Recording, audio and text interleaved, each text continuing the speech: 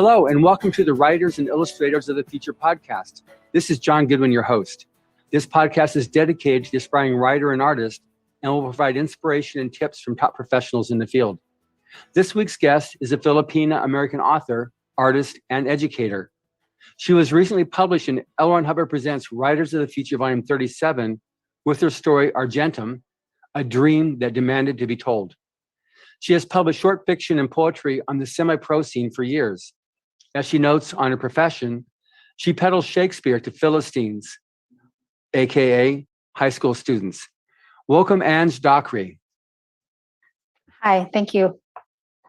So I recently met you as a winner in Rise of the Future Volume 37, and that's just great that you've actually made that achievement, which begs the first question. How long actually have you been entering the contest, and how did you first find out about it? I think I've been entering the contest since about 2003. I was in college. It's been so long that I'm not sure how I found out about the contest. I either looked it up online or I read one of the books first. I'm not sure which came first. Right. So that's a long time to be entering the contest. So do you remember how many entries? Probably around 10 to 12. I get it. And along the way, were there like honorable mentions and things like that? Yes, I did get a few honorable mentions. I think it's funny because usually people get better with time, and they get honorable mentions later. I got a bunch of honorable mentions early on, and I think when Dave Farland became judge, I think that's when I stopped getting them. So I feel like I think I didn't get any honorable mentions from Dave until I won. So I get it. So that's a bit of a different answer than when I normally get my title winners. So it says in your bio that you've lived in 4 countries and 8 states, and hope your wandering days aren't completely over. So let's explain that, how you started in the states and the countries, etc. Well, I was born in the Philippines. My mom is Filipina, and my dad was in the Marine Corps. So they met there. I was born in Subic Bay before it closed, which ages me. And we moved to the States when I was pretty little, and my sisters were all born here in the States. So we moved from coast to coast from my dad, as he was stationed different places. And then he retired and went to work for the Marine Corps for the munitions department. And we were stationed in Nevada for that. And so I spent most of my formative years there in Nevada. And when I was a junior in high school, I won a scholarship to go study abroad in Germany. So, I went to Germany on the Congress Bundestag scholarship, and then off to college in a different state from there. And then I studied abroad in Japan during college, and then returned there after graduation to teach for 2 years on the JET program. I get it. And then now you're currently teaching. You're teaching high school now? Yes and no. So I'm currently taking a year off to be home with my baby since I recently had one. And I plan to go back either next school year or the school year after, just depending on how the pandemic goes. I get it. So it was great, like I said, to meet you recently at the Rise of the Future week. And so I'm just, I'm interested because a lot of the audience we have for this podcast are aspiring writers or writers that need that little either the kick in the pants or the inspiration to keep on going. So when you get started, did you do the online workshop that we posted an online workshop? It turns out to be right at the beginning of the pandemic. Did you do that course? I did right before I came for the actual workshop. I get it. So how was that different to the week-long workshop? Because it's there, you've got basically the same instructors, Tim Powers, Dave Farland, and Orson Scott Card, who wasn't here this year. But you have them giving the basic, I think, 10 or 12 videos, plus the 10 lectures, the 10 essays from L. Ron Hubbard. How did that workshop vary from the workshop that you attended? I think it was good to have the online workshop first because it gave us a lot of really good information and tips about the craft of writing. And I think it was good to have it before, because then during the workshop itself, it could be a little bit more interactive, instead of just sitting and listening to a lecture, which again could be done online, as we've shown. Right. We were able to interact more with the instructors. There were different guest speakers that came in, so that was really neat, and we were able to critique each other's stories and spend a lot more time on that. Yeah. So we got to hear from each other. I get it. So you found like doing the online course, because it's also for anybody that's not a winner. I mean, you got 12 people that get to enjoy this workshop a year, and we've had nearly 6,000 people so far taking the online course. So you kind of a little bit more in detail, like the benefits of the online writing workshop, because there's a lot of people that are listening to this. This is their immediate avenue. They've got to get some of the benefits of the contest. I would definitely recommend the online workshop to anybody who wanted to write short stories or write in general. The two things that stuck out to me about the workshop that were different from other writing workshops that I've attended before was there was a unit on suspense, and getting into how to create suspense in your story.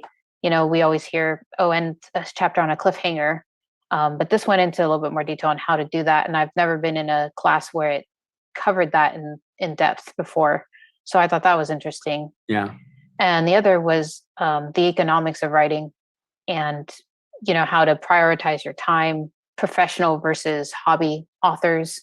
And I hadn't really thought about that before, but one point that they made in the workshop was that if you major in English or literature, then you're trained to be kind of a hobbyist writer, perfecting this one story until it's spending lots and lots of time on it until it's perfect and will win a Pulitzer Prize or something.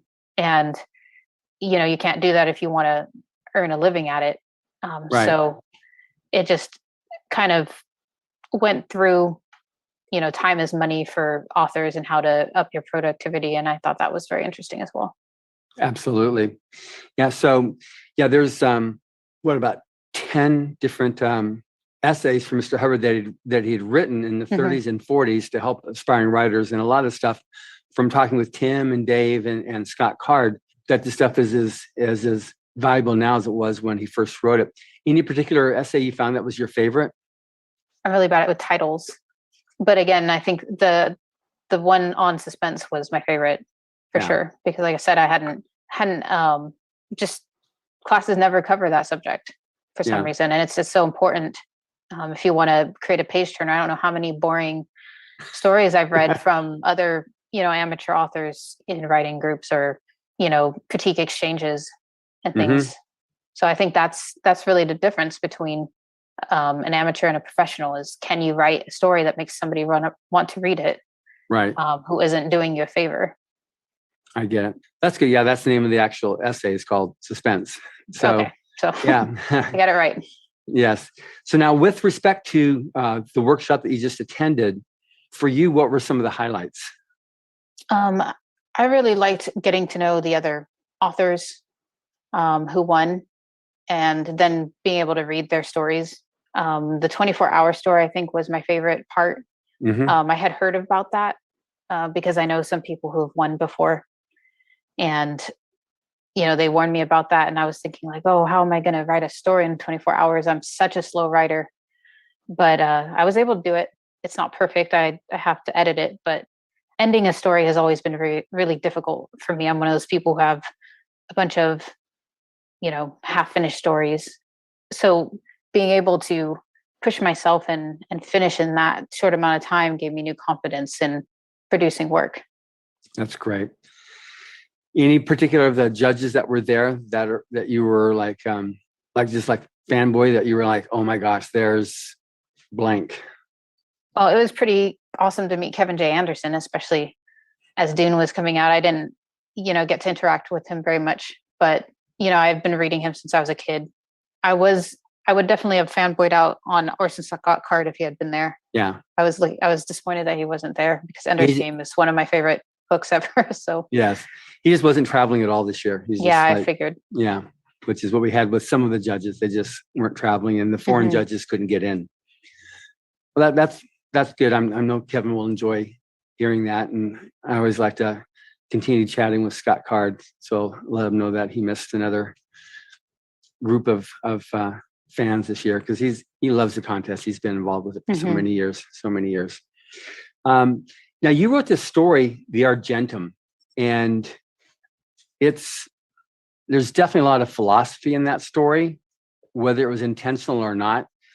But you said it started with a dream. So because it's a fantastic story, and it's great how this being, that got the people across, humanity across the stars to this new location and what's happening there. So you said it started as a dream. So can you elucidate on that a little bit more? Well, the dream part was the first scene. So I'm a vivid dreamer. And so a lot of times I do the dream journal thing, and I'll write them down. And a lot of times I'll use the scenes and as information or inspiration for a story. So it started with, the dream was a scene on a train. And so a lot of the characters having a conversation on this train. And so I took inspiration for the atmosphere of the story from that. But you're right that it does have a lot of philosophy. So my best friend passed away a couple years ago of cancer. And we are of different religions. And so we used to have a lot of philosophical debates about religious topics, because he was a pastor and I'm Buddhist. And we were talking about, I guess, the nature of love and compassion. And I always thought that it was a human trait. I didn't think that, that could come from a God or a godlike being that had no capacity for pain. If you don't have capacity for pain, how can you feel sorry for somebody? How can you empathize with anybody? And, he believed the opposite. He believed that love came from God. And so after he passed away, I had a really hard time with dealing with my grief over that, and, depression and missing him. And so I sat down to write that story, and I just put it all on that page. And I wanted to put that debate in there and, explore it on the page. And that really helped me to process, my grief and, move on a little bit. No, that makes sense now. The story makes much more sense now, having you just explained what you just did. Because obviously there was some story within that story, that you're able to write with such conviction. It wasn't just, I'm watching this train pass by. There's an actual experience happening with that story, which obviously is why you won, because it was a really, you told a really, really good story. Thank you. In terms of your direction that you're planning on going as a writer, are you more fantastical or more science fiction? Because this kind of like this was like a crossover. It's definitely science fiction with a lot of the technology of it, but the fantastical also fit in there with how at least it came across that way. Maybe you consider it only science fiction, what you wrote.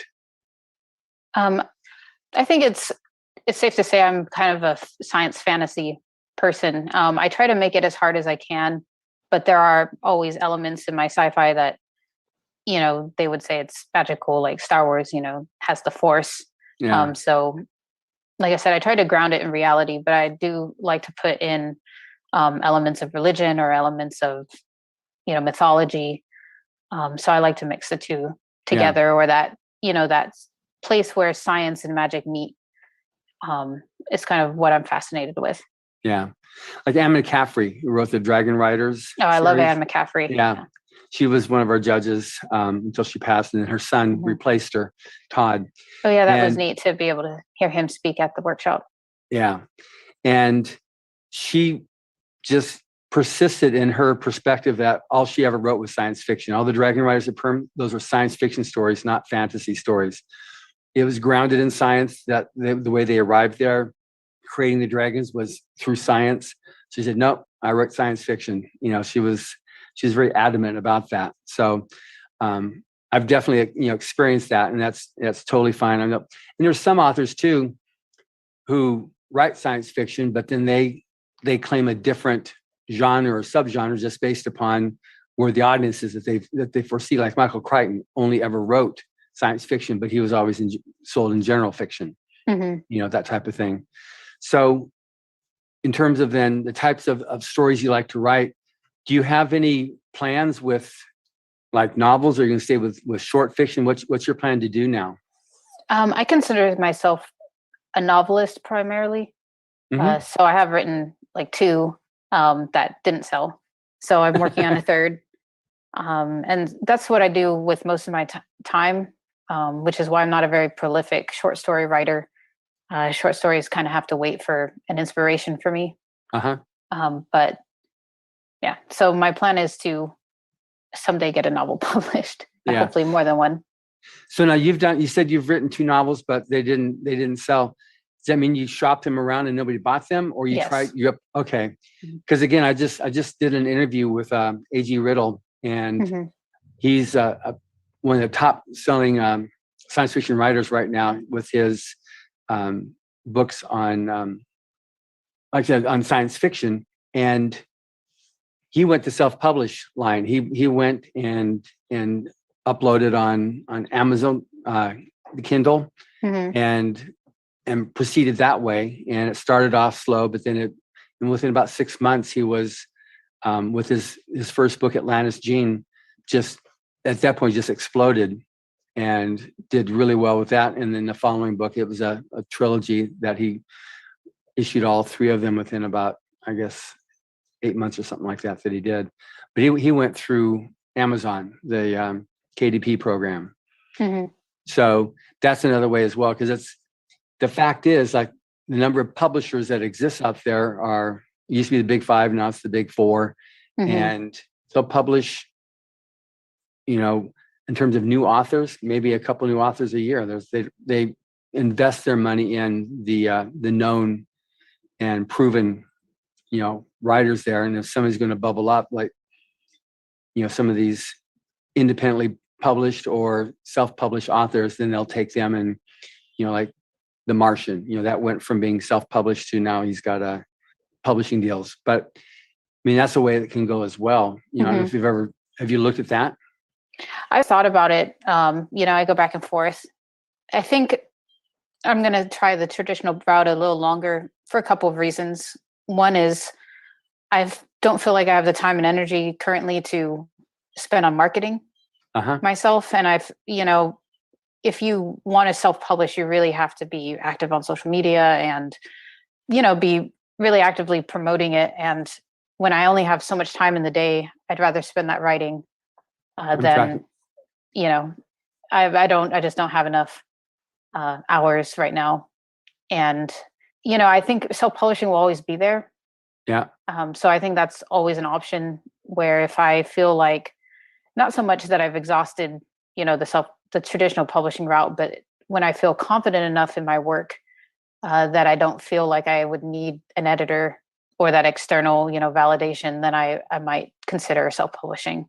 But at the moment, I don't feel like that I'm ready to hustle like that. Yeah. That I would need to not have my story just be lost to obscurity. Right. There's also indie publishing too, not just necessarily going to you mentioned, the thing with Kevin Anderson, because he's got his Wordfire Press that he created. For him, it was a solution to keeping his books in print because he's extremely prolific. And, the normal publisher will keep a book 2 years and then it's out of print and that's it. And he had a problem with that. So he worked on getting the rights back and he created his own publishing house, Wordfire Press. First of all, to keep his books in print. And then he started finding other judges for the contest who were in similar straits and started republishing theirs. And now he's been republishing the earlier works of Frank Herbert and other classic authors, just to give them a voice or a way to be able to have their works be able to be sold. So that's something too, I don't know how much of a relationship you built with Kevin or to be able to get to, chatting with him. but he might be somebody that'd be interested at least to start reaching out to if he's interested in doing something with your novels. I don't know what they are, but that's one thing that winners have always had access to, is the judges who are sometimes willing to help them get that next break. Well, thanks. Yeah, I hadn't really looked into indie publishing as much. The big thing seems to always be Amazon right now, but I keep forgetting that there are some avenues open to me now that I've won the contest that weren't before. Exactly. Now that I made those contacts.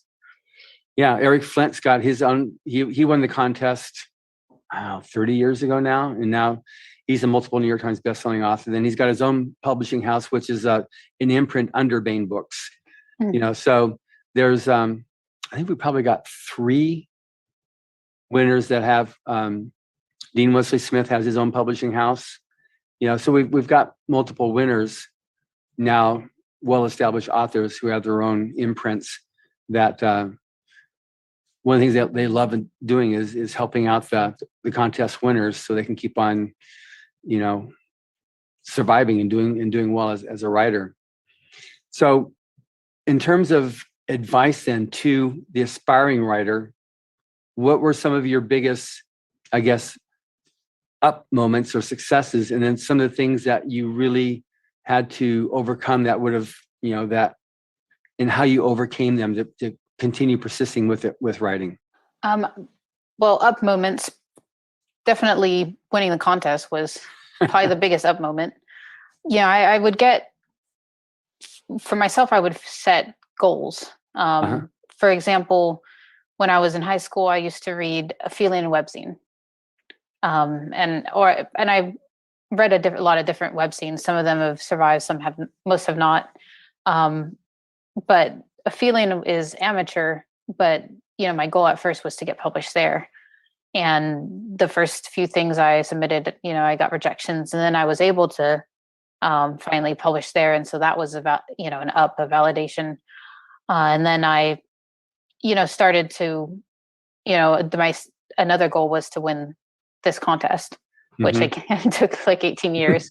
But whenever I think the biggest thing is to learn how to two things: learn how to deal with rejection, and learn how to constructively take criticism. Because I don't think you can grow if you're, if you're stubborn about criticism, if you're not open to it, if you take it personally, then I don't think you can grow as an author. Because if there is, a flaw with your story, and somebody says, hey, your story is not interesting, it gets boring on page 16, or it doesn't get interesting till page 16, it needs to get interesting sooner. Then if you take that personally and as an attack, and I know a lot of authors who do take that personally, then you're going to, never be able to improve that story.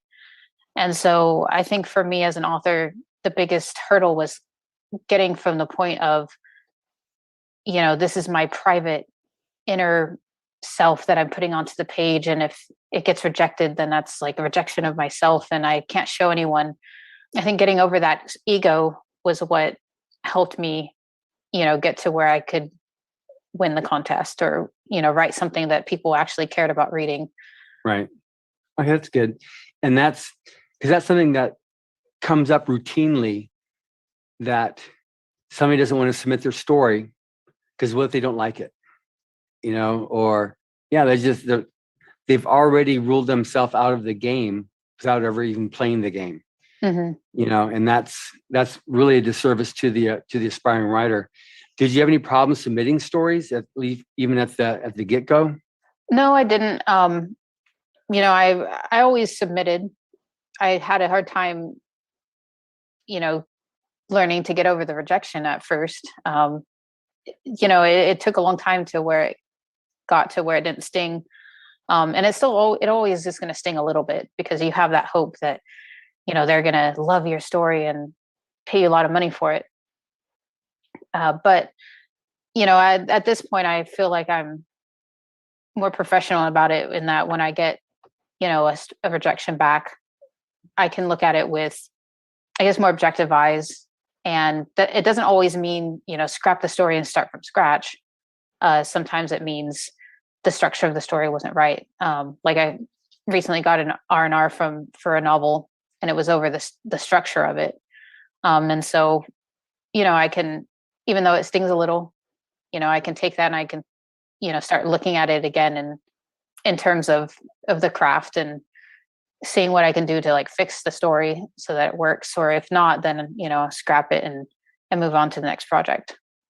Right.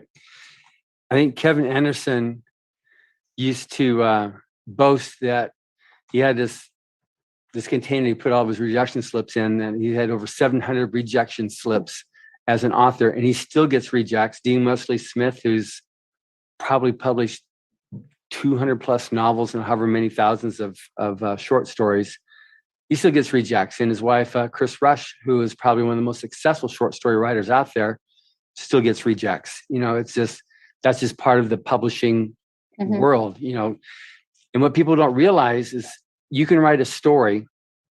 It's a great story. It's brilliant. But that magazine that you just sent it to just published a story like that, or the same subgenre or the same theme in the last issue. So they're just not looking for that. So they're going to reject it. Nothing to do with your story, but just they're not looking for that. And some people don't look at the reasons why a story might be rejected. It could be nothing whatsoever to do with the story or the quality of the story. Just be, they're not looking for that. The other thing too is that you have to really look at what does that magazine publish. Sometimes writers will send something out there, let's just shoot it everywhere, but it's not even what the magazine or that anthology publishes, those types of stories. Yeah, reading the guidelines is definitely a way you can show respect to the editor. So, I mean, you're not being professional if you're throwing spaghetti at the wall and sending like a horror story to a romance, magazine or, whatever. But I would say still be persistent if you have confidence in a story, because a lot of the rejections I got from Writers of the Future, I sold in semi-pro magazines. And they just probably, like, there was one that the very first story I sold for money was not even an honorable mention in Writers of the Future. Because for a long time, like every time I wrote a story, I'd send it to Writers of the Future first. And I'd wait for the rejection before I'd send it to other places. But then the second magazine I sent it to snapped it up right away, because it was in their wheelhouse. The editor said, "I love Americana." It was like a coyote myth. And so I think it was just not sci-fi enough for Writers of the Future, but it fit with that magazine. So yeah, Orson Scott Card used to say, this is when he had the Intergalactic Medicine Show magazine that he published. He made a comment. This is one of the interviews I did with him. It's really interesting that I publish what Writers of the Future rejects, so, but he's been a judge for well over 30 years for Writers of the Future, and has been a really strong proponent of it, because, what does make it in there is the best of the best. And that's obviously what you qualify as. But there was one year, a few years ago, that there were 3 werewolf stories. And Dave Farland says, they're all great werewolf stories, but he's not going to buy 3 stories for Rise of the Future. So he took one, and he said any one of those could have easily won, but he had to choose between the 3. And that's just one of those things, that happens in short story publishing, and especially the number of entries that the contest gets, because we get thousands every quarter. And it's something that people just need to really learn and know, that you have to persist and keep on submitting. And it is a matter of honing one's craft, which the contest does. And now when people do get an honorable mention, they can put that in their resumes now, and it takes their stories out of slush piles. So now you teach English. Is that what you teach in high school?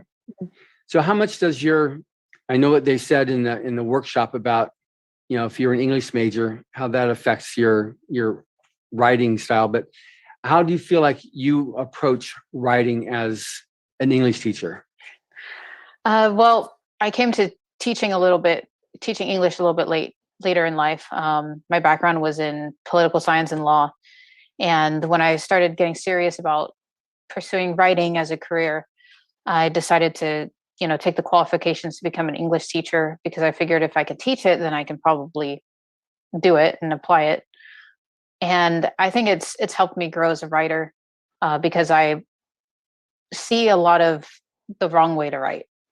Yeah. And focus on, helping people helping students improve their writing style. And, I do a lot more reading and analyzation of, stories and literature. And since I wasn't an English major, I hadn't really done that before.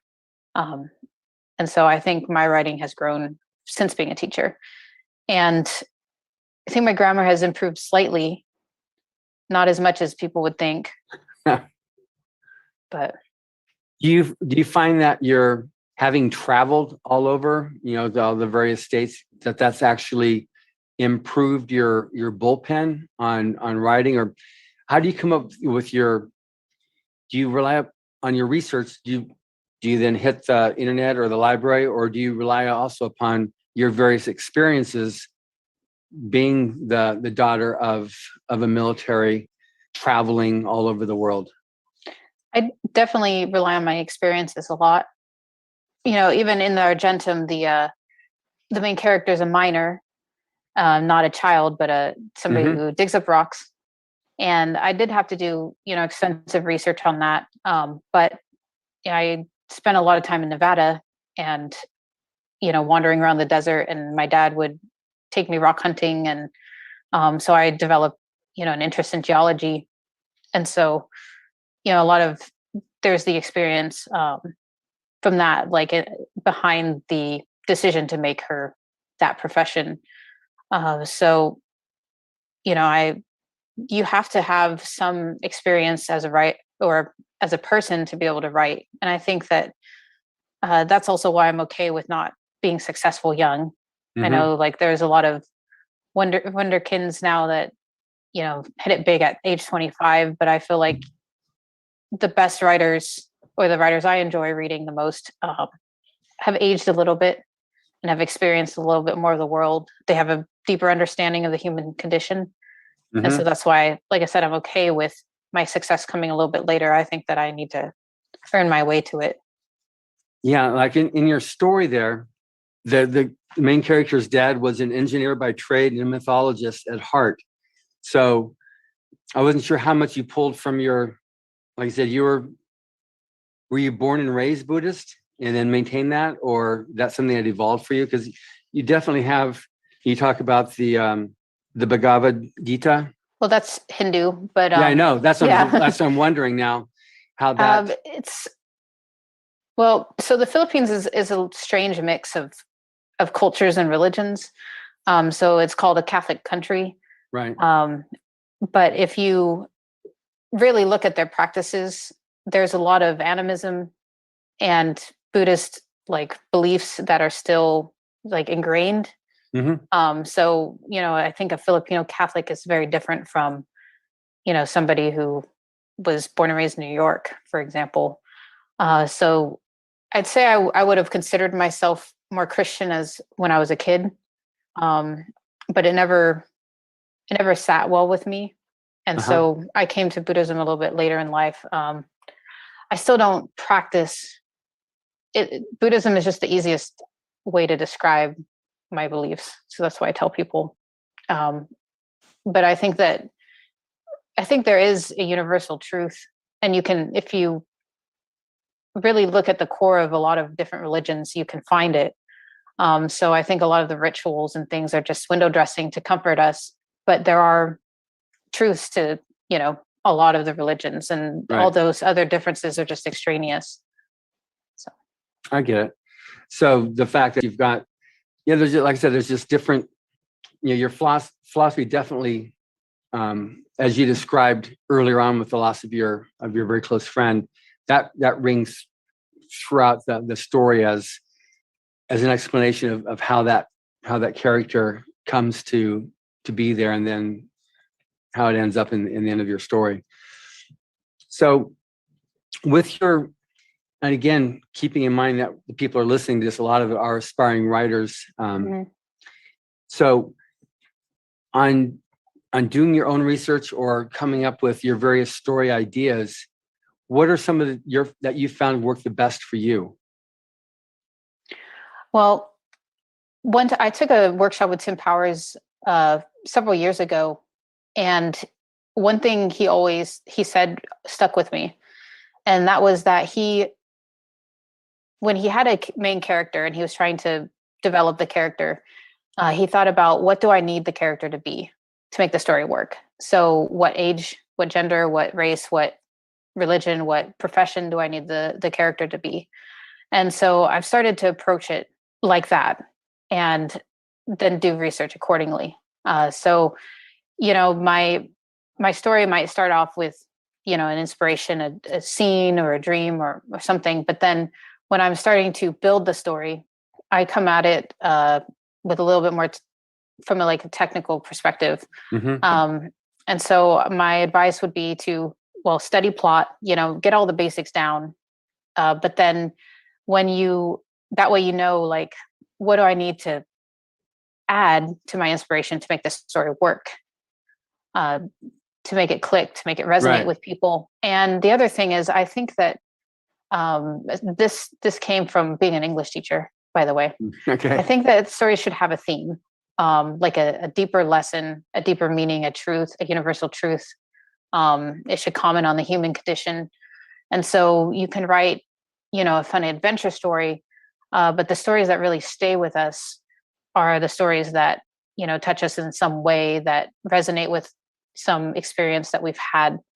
And so that's the other element that I always try to add to a story. So even though I've got, cool scenes, I've got an atmosphere, I've got a plot, I've got an ending, I've got a main character, but then, what deeper truth do I want to touch on in the story?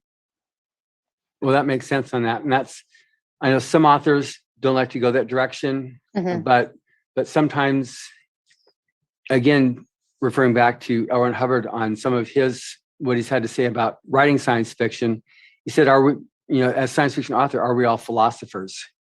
Because there's a definite sense of communicating some, whether you want to call it a higher truth or some universal truth, in a way that someone else can connect with it.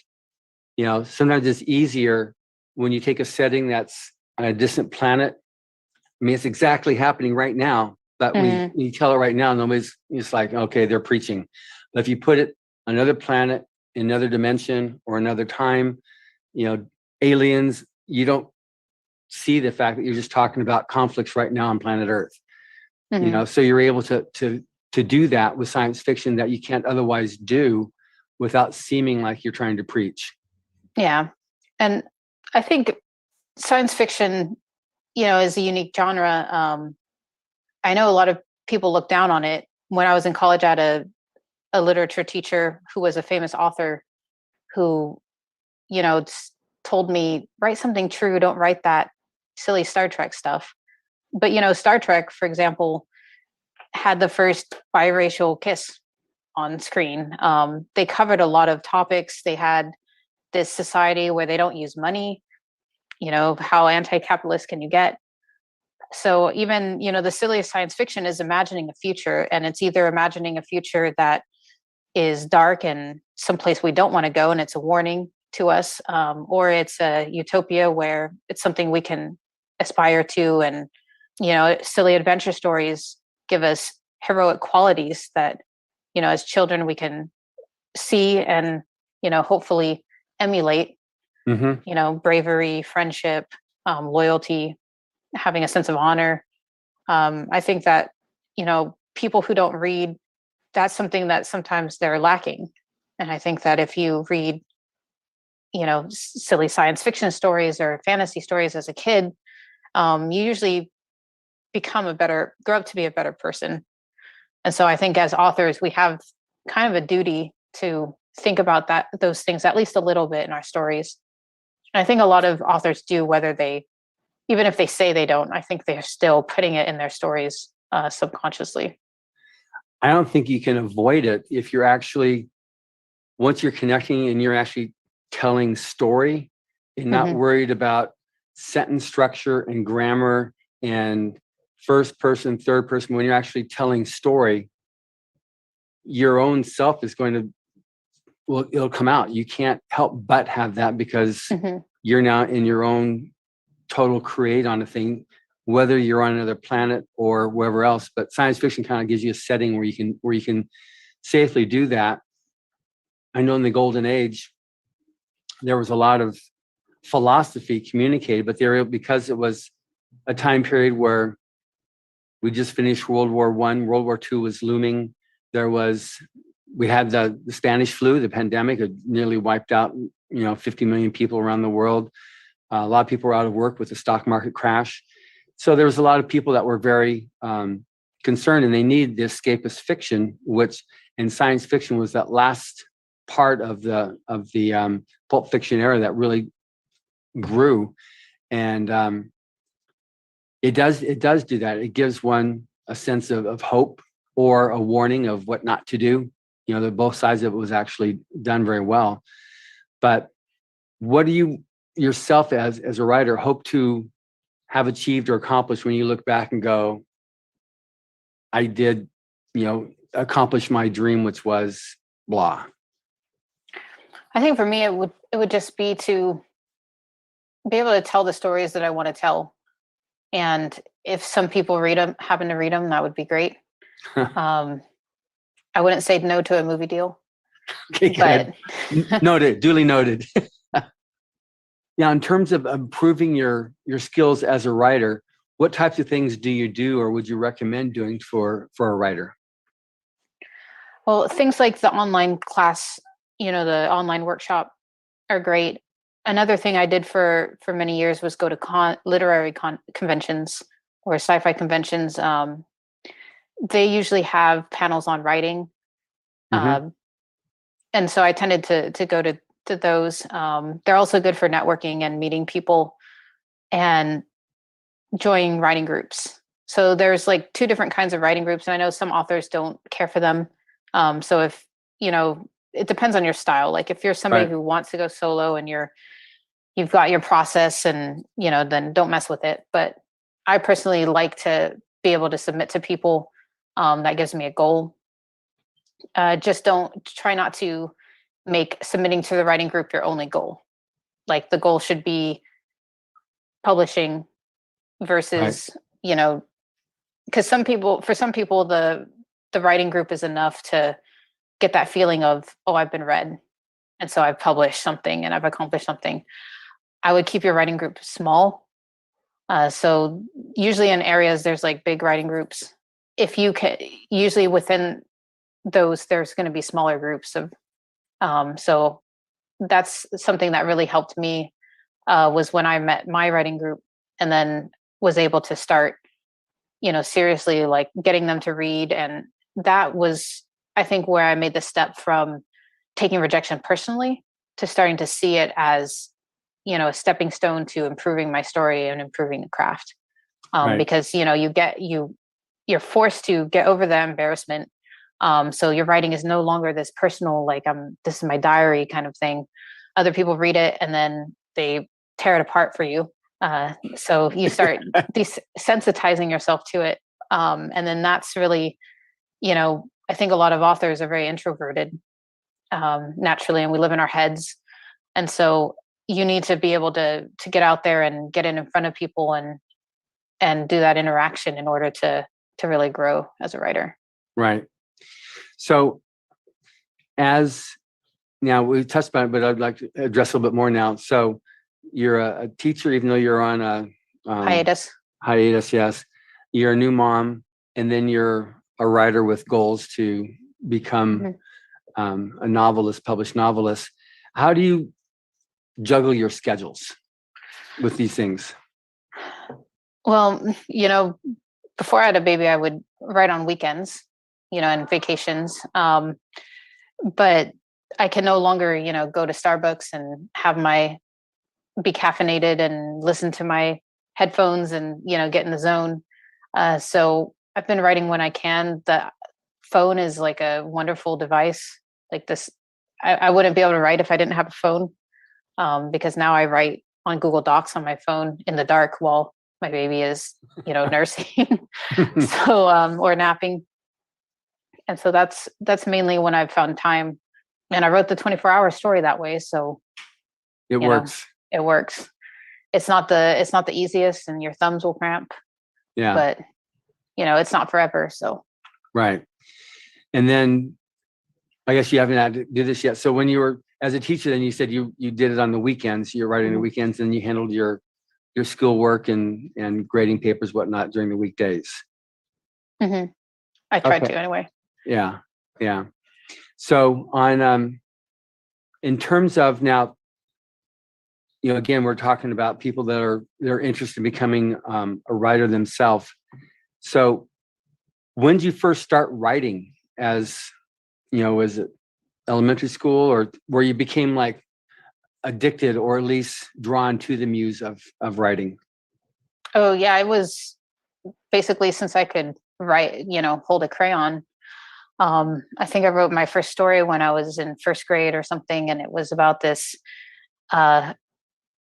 oak tree that we had in the yard, and the landlord cut it down because it was, scraping the roof.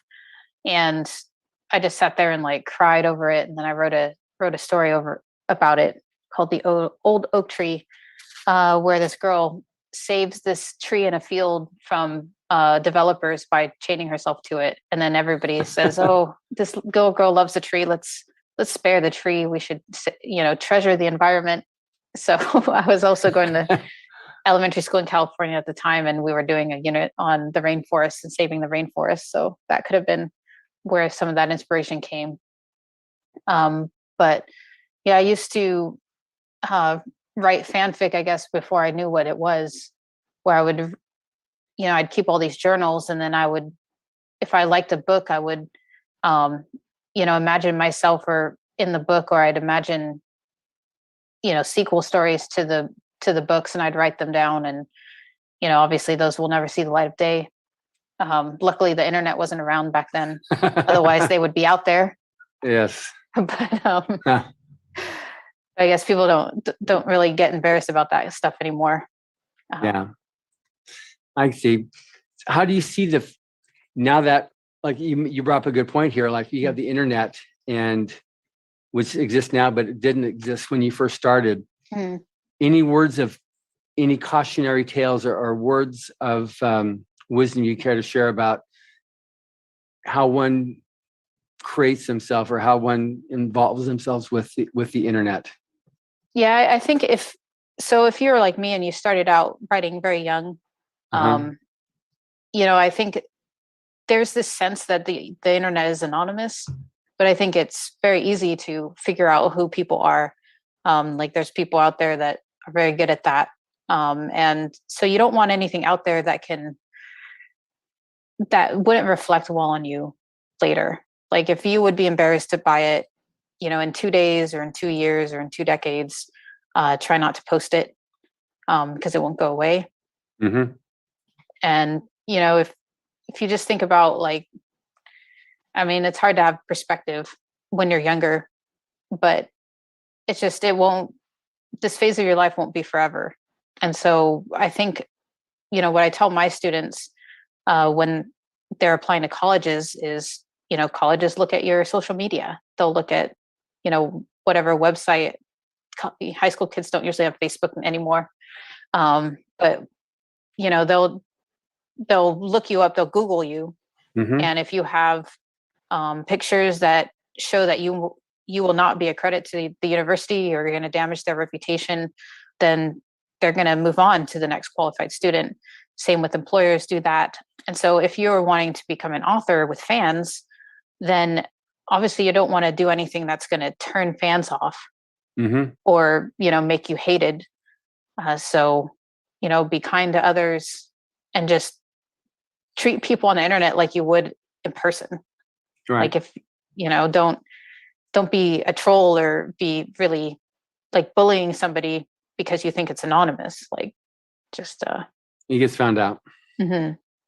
Absolutely. And what you say now can and will be used against you 10 years down the road. on social media, because the Mhm. social media's internet's forever. Yeah. It doesn't go away. So I guess, so you've been submitting since you were a youth, and now you're a new mom, and you still have plenty of runway left for you, to really build up a major career, as a writer. Any thoughts to, I guess, somebody who wants to be a writer, because you've gone through.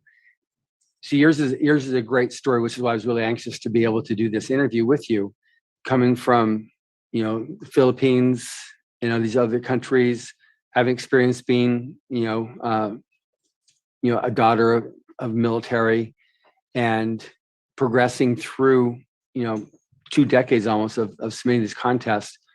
What would you recommend to others like yourself, whether they are young moms, or they've got a career going and they feel like, I can't do anything to jeopardize that because this gives me my, I've got my roof over my head now because of my job, any particular advice or thoughts about that?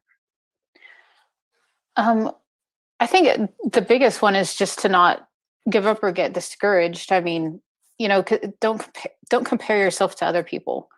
You always hear success stories of authors who they were like, oh, well, I was starving, and then, but then I wrote, and I locked myself in the basement and I wrote, and then I hit it big.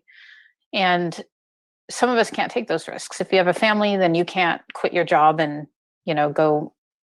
Whose basement are you going to, sit in? And most of those stories are like, most of those stories are fantasy as well. Exactly. Like, you don't know the truth of it. Like, right. Maybe his parents paid the rent so that he could become an author, or maybe he was working a full-time job and just that sounded better than that. So, I mean, you can carve out time of your day. Think of it as, for me, like, writing is relaxation time. Mm-hmm. But at the same time, so sometimes it does get put to the back burner, unfortunately, which, if it was making money, it might not. But at the same time, like, you do have to prioritize, just like you would schedule time to go to the gym and take care of yourself. Like, you want to take care of your mental health. So if writing is something that gives you pleasure, then, carve out time for that and make it a priority, and just, keep at it. Again, don't get discouraged, even if it takes a long time. Like, I'm almost 40 years old and I'm finally won this contest. And I don't intend to stop anytime soon. Right. So, I don't think age is any measure of success for writing. Like, you don't need to be able to run a mile in a certain number of minutes. As long as your fingers still work, I think you can, and your mind still works, I think you can write.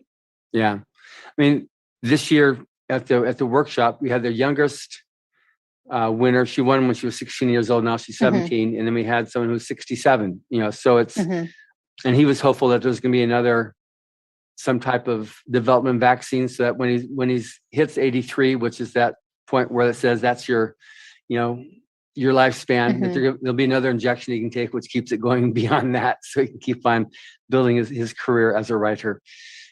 Now, in terms of family life, as a writer, as an aspiring writer, does your husband help open things up or make things possible for you to continue your writing? Is he supportive? Yes, he's supportive of, if he hadn't been supportive of me coming to the workshop, it wouldn't have happened. Honestly, because he had to take off work and come to help watch the baby. And then my mother as well came. So I do have a lot of family support, and he's always encouraged me. He reads my novels when they're finished and gives me feedback.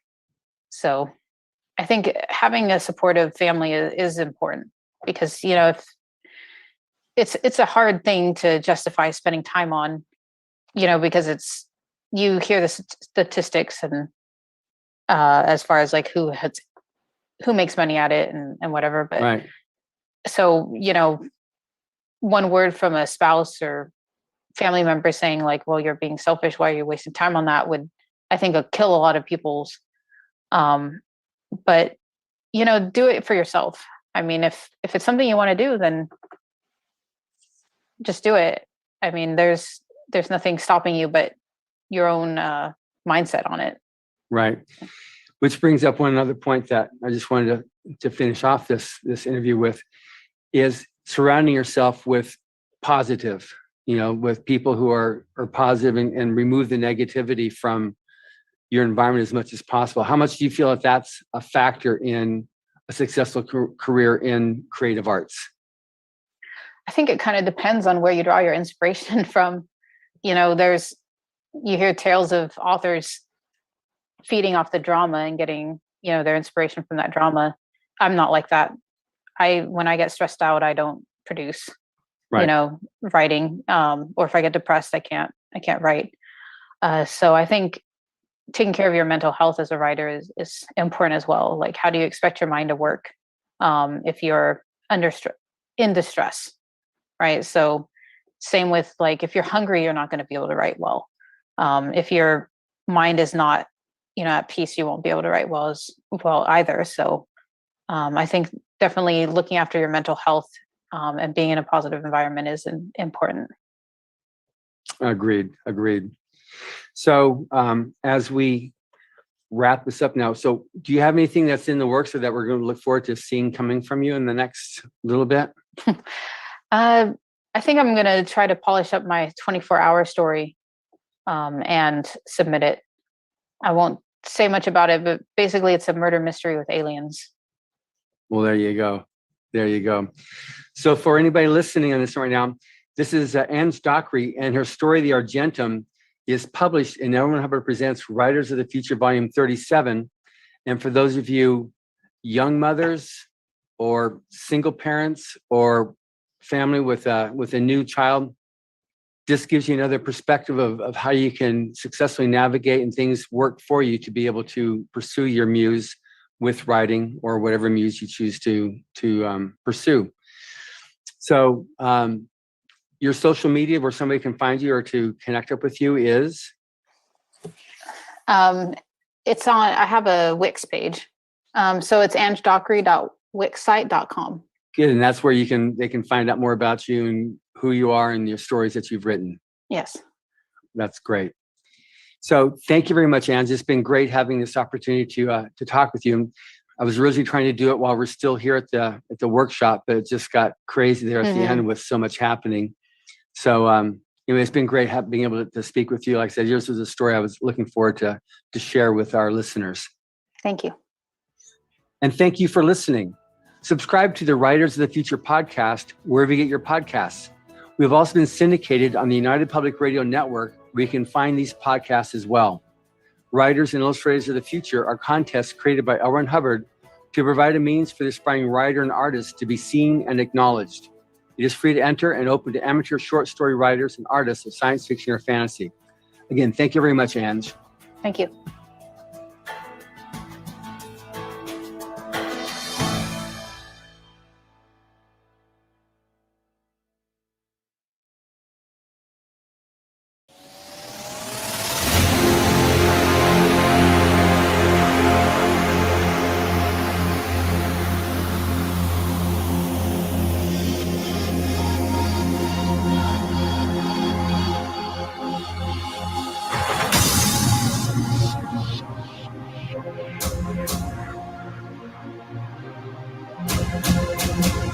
You'll never know.